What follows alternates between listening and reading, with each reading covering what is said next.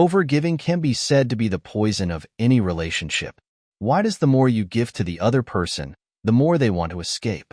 The answer is that you think you are giving and doing good for the other person, but in reality, you are taking. You are doing it for self-satisfaction. People may not understand this concept. How can you become a taker when you've clearly done a lot? The act of giving itself isn't wrong, but the problem lies in overgiving. What does overgiving mean? It means you constantly suppress your own needs to satisfy the other person.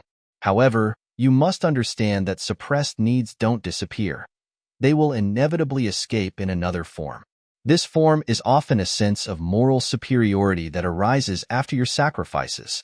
Because you feel you have sacrificed so much, you place yourself on a moral high ground and start to expect the other person to reciprocate equally, if not more.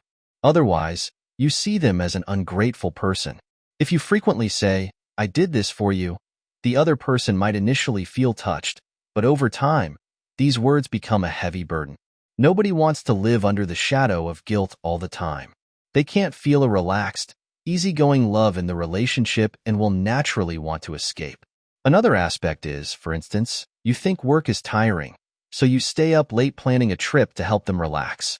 But if they just want to rest quietly, you feel unappreciated when they reject your plan, leading to anger and resentment. The fact is you didn't consider their needs and just made plans on your own.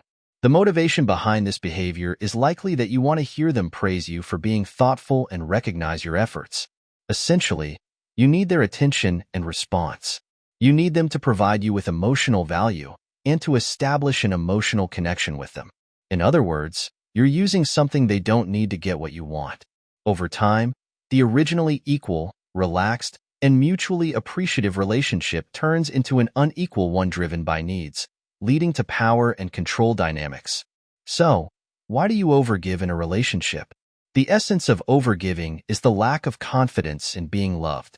Not believing you deserve to be treated well just as you are, you seek to earn the other person's favor through giving. This mentality often stems from our attachment relationship with our parents during childhood, which didn't form a sense of security.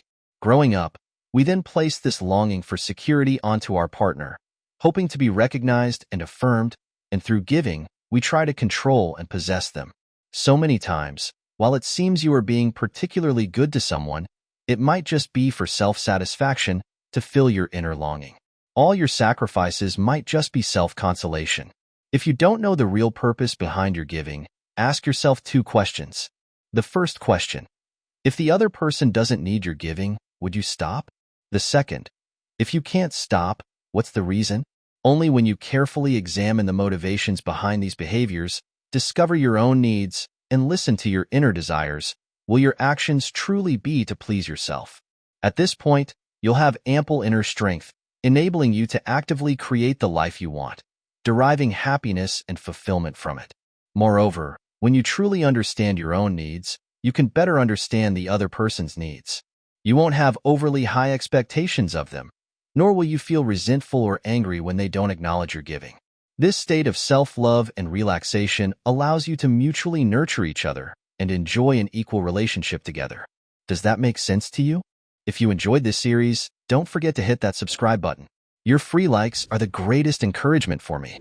Thanks for watching, and see you in the next video.